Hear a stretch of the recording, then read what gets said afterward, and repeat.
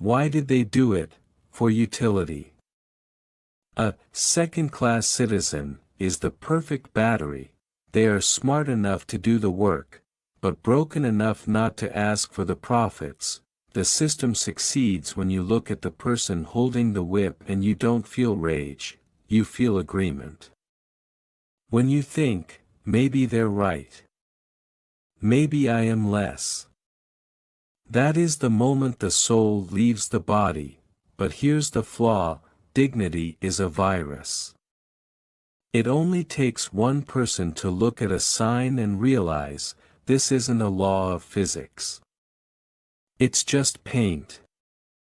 When Nelson Mandela stood in the dock, he was reclaiming the right to define himself. He looked at the system and said, "You are the ones in a cage. I am the only one here who is free."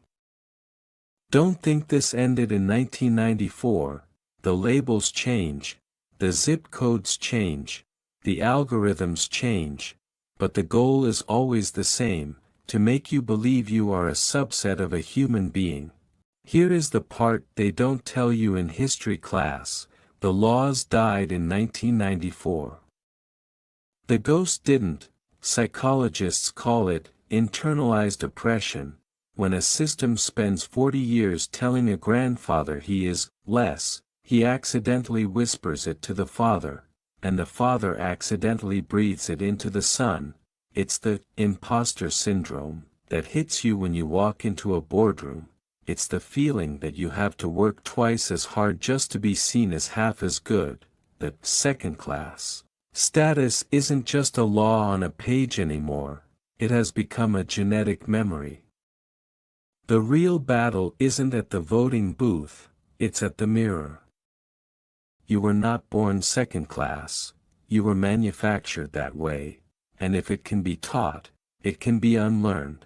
The most revolutionary act you can perform is to refuse the definition, to walk as if the lines don't exist.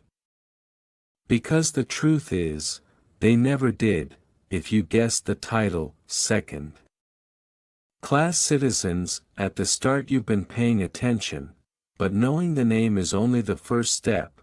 The real question is, where in your life are you still acting like one? Drop a if you're ready to unlearn the system. Share this with someone who needs to wake up.